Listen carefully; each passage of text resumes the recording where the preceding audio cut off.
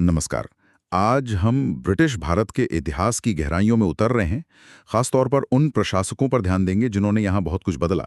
Governor, governor general और viceroy. हमारे पास भारत के गवर्नर और उनके कार्य नाम के दस्तावेज के कुछ अंश हैं, तो देखते हैं ये क्या बताते हैं। हाँ, और ये सिर्फ नाम या टाइटल बदलने की कहानी नहीं है। ये असल में भारत में ब्रिटिश सत्ता कैसे फैली, कैसे मजबूत हुई, उसकी कहानी है। सही कहा। तो मकसद यही है कि इन भूमिकाओं को समझें, उनकी नीतियों को देखें और भारत पर उनका क्या असर पड़ा ये जानें।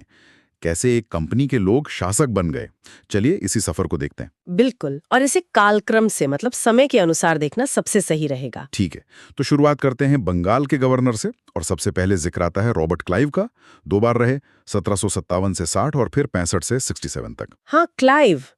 प्लासी का युद्ध 1757 इन्हीं के समय हुआ और अक्सर कहा जाता है कि यहीं से भारत में अंग्रेजी शासन की नींव पड़ी। और इन्होंने वो द्वैध शासन भी लागू किया था ना। जी हाँ, द्वैध शासन बड़ा अजीब सिस्टम था ये। मतलब पैसा वसूलने का अधिकार वो तो कंपनी के पास, और राज चलाने की कानून व्यवस्था की जिम्मेदारी वो नवाब पर। अच्छा, मतलब अधिकार इनके, जिम्मेदारी किसी और की। बिल्कुल। और दस्तावेज में ये भी लिखा है कि क्लाइव ने बाद में इंग्लैंड जाकर आत्महत्या कर ली थी। ओह, और वो ब्लैक होल वाली घटना का भी जिक्र है। हाँ, वो भी इन्हीं से जुड़ी है। क्लाइव के बाद फिर वेंसेटाट आए 1760 से 65। हाँ, और उनके समय में हुआ बक्सर का युद्ध 1764 में। ये तो प्लासी से भी ज्यादा अहम माना जाता है ना। बिल्कुल, इसने तो पक्का कर दिया कि कंपनी की सैन्य ताकत कहीं ज्यादा है। फिर कार्टियर के समय 1769 से 72 बंगाल में बहुत भयानक अकाल पड़ा था। जी, तो शुरुआती साल काफी उथल-पुथल वाले थे। इसके बाद आते हैं वॉरेन हेस्टिंग्स 1772 से 85 तक। ये बंगाल के आखिरी गवर्नर और फिर पहले गवर्नर जनरल बने। हाँ, यहीं पर एक बड़ा बदलाव आया। 1773 का रेगुलेटिंग एक्ट।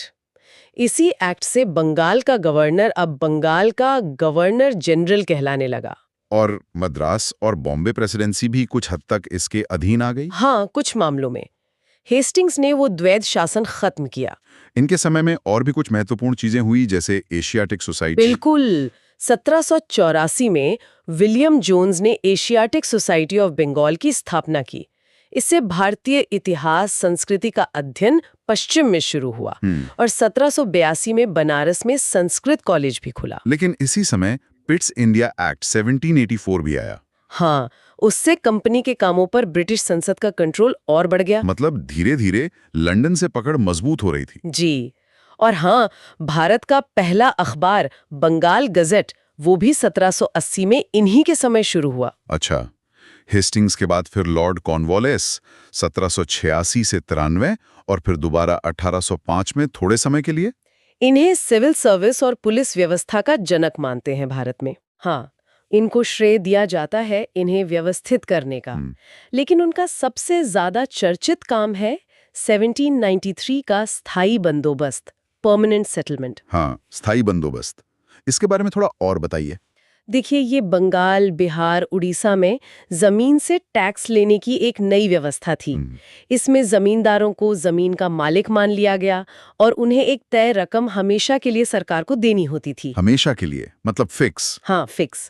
इसका नतीजा ये हुआ कि जमींदार तो ताकतवर हो गए, पर किसानों की हालत अक्सर खराब हुई। और वो सूर्यास्त कानून क्या था? वो इसी से जुड़ा था।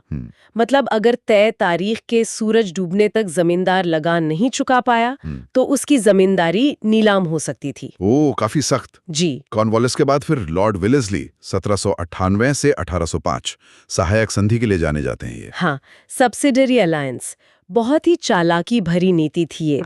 कहने को तो ये फ्रांसीसी गवर्नर डुप्ले का आइडिया था, पर विलेस्ली ने इसे ब्रिटिश साम्राज्य फैलाने का हथियार बना दिया। ये सहायक संधि थी क्या असल में? इसमें ऐसा था कि भारतीय राजा को अपनी रियासत में अंग्रेजी सेना रखनी पड़ती थी। अच्छा। और उस सेना का सारा खर्चा भी राजा को ही उठाना पड़ता था। और बदले में? बदले में कंपनी वादा करती थी कि वो बाहरी हमलों से उस रियासत की रक्षा करेगी। लेकिन इससे तो राजा की अपनी सेना और विदेश नीति खत्म होगी होगी। बिल्कुल, यही तो चाल थी। राज्य लगभग कंपनी के कंट्रोल में आ जाता था बिना लड़े। कौन कौन से राज्य इसके तहत आए? सबसे पहले हैदराबाद ने 1798 में संधि की। फिर मैसूर, तंजौर, अवध, पेशवा, सिंधिया, कई बड़े राज्य। और वेलेस्ली ने कलकत्ता में फोर्ट विलियम कॉलेज भी खोला था ना 1800 में। हाँ, ब्रिटिश अधिकारियों को भारत के बारे में पढ़ाने के लिए, उन्हें प्रशिक्षित करने के लिए। वेलेस्ली के बाद कुछ और नाम आते हैं, मिंटो प्रथम, लॉर्ड हेस्टिंग्स। हाँ, लॉर्ड हेस्टिंग्स 1833 के समय मराठा शक्ति पूरी तरह खत्म हो गई। 1818 में पेशवा का पद ही समाप्त कर दिया। और दक्षिण भारत में वो रैयतवाड़ी व्यवस्था। जी, वो इसी दौर में मद्रास के गवर्नर थॉमस मुनरो ने 1820 में शुरू की। ये स्थायी बंदोबस्त से अलग थी। इसमें सरकार सीधे किसान यानी रैयत से लगान लेती थी, बीच में जमींदार नहीं। अच्छा, अब आता है एक और बड़ा पड़ाव, लॉर्ड विलियम बेंटिंग 1828 से 35। इनके समय बंगाल का गवर्नर जनरल अब भारत का गवर्नर जनरल बन गया। हाँ, 1833 के चार्टर एक्ट से ये बहुत बड़ा बदलाव था। अब सत्ता का केंद्र और मजबूत हो गया।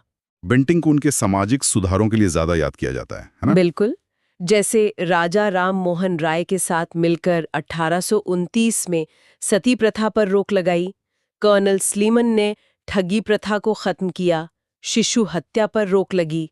शिक्षा में भी कुछ बदलाव हुए। हाँ, मैकाले की सिफारिश पर अंग्रेजी को उच्च शिक्षा का माध्यम बनाया गया। इसके असर तो बहुत दूर तक हुए। और पहला विधि आयोग? जी, 1834 में मैकाले की ही अध्यक्षता में कानूनों को कॉडिफाई करने के लिए। तो ये काफी सुधारवादी माने जाते हैं। हाँ, ये भी देखना चाहिए कि ये सुधार ब्रिटिश नजरिए से थे, भारतीय समाज को बेहतर बनाने के लिए। बेंटिंग के बाद एक छोटा सा कार्यकाल चार्ल्स मेटकाफ का रहा।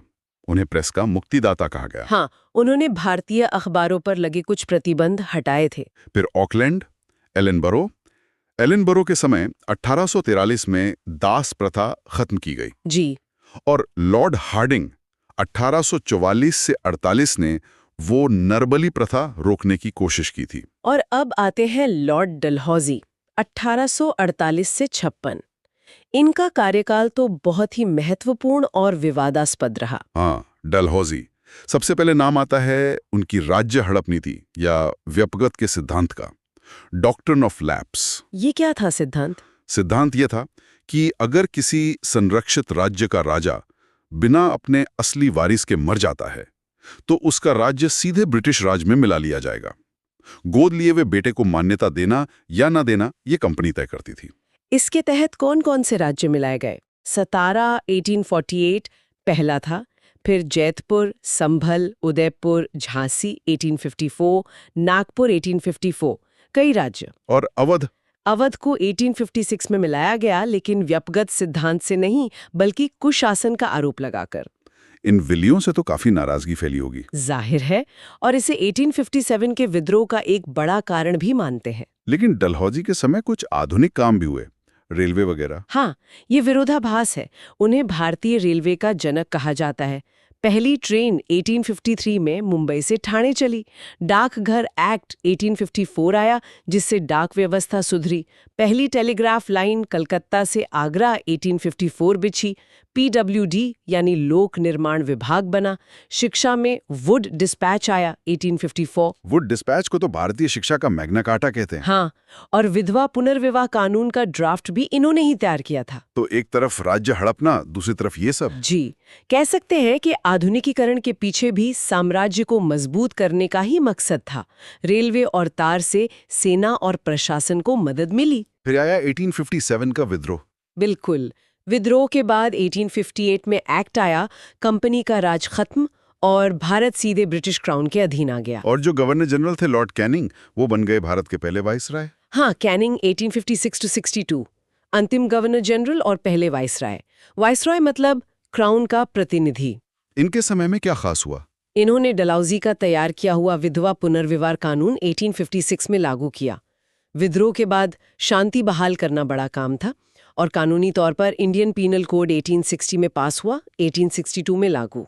पहला इनकम टैक्स एक्ट 1860 भी आया और 1861 के एक्ट से कलकत्ता, बॉम्बे, मद्रास में हाई कोर्ट बने। अच्छा, कैनिंग के बाद फिर लॉर्ड मेयो 1869 to 72 का नाम आता है। हाँ, मेयो ने वित्तीय विकेंद्रीकरण शुरू किया, मतलब प्रांतों को पैसे के मामले में थोड़ी ज्यादा आजादी दी। स्टैटिस्टिकल सर्वे ऑफ इंडिया की स्थापना की। 1872 में पहली जनगणना करवाई, हालांकि वो नियमित नहीं थी। लेकिन इनकी हत्या हो गई थी कार्यकाल में ही। जी हाँ, अंडमान में। फिर आते हैं लॉर्ड विटन 1876 से 80। इनका कार्यकाल तो काफी बदनाम है। हाँ, लिटन की नीतियां काफी दमनकारी मानी जाती हैं।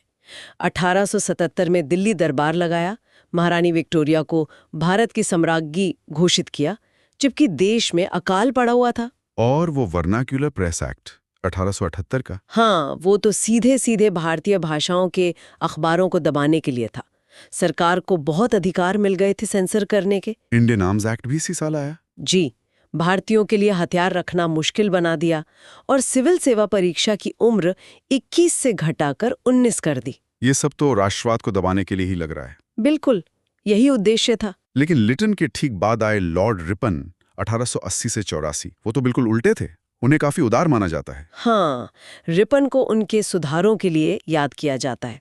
उन्हें स्थानीय स्वशासन का जनक कहते हैं। 1882 में उन्होंने प्रस्ताव पास किया था ना, नगर पालिकाओं और जिला बोर्डों के लिए। जी, और उन्होंने लिटन का वो वर्नाक्युलर प्रेस एक्ट रद्द कर दिया।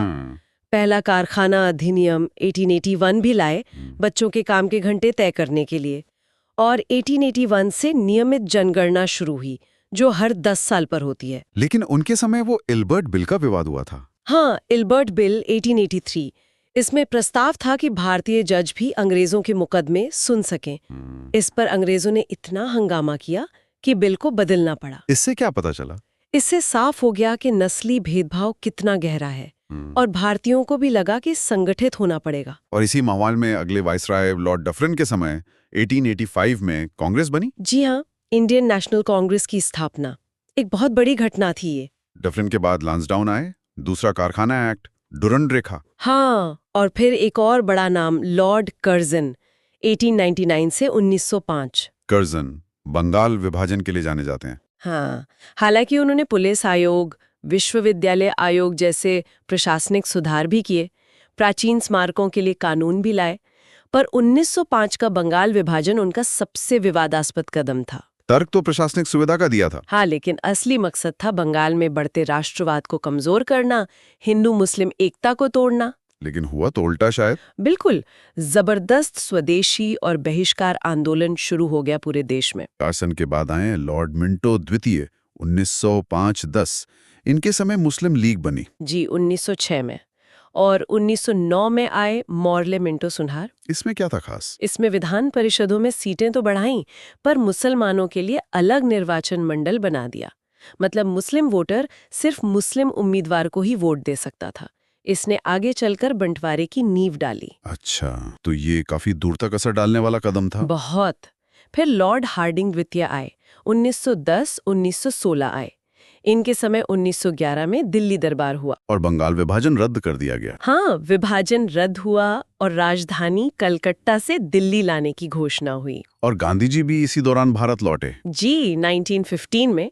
और 1916 में होम रूल लीग आंदोलन शुरू हुआ, तिलक और एनी बेसेंट ने किया, और BHU की स्थापना भी हुई। फिर लॉर्ड चेम्सफोर्ड का कार्यकाल आता है 1916-21।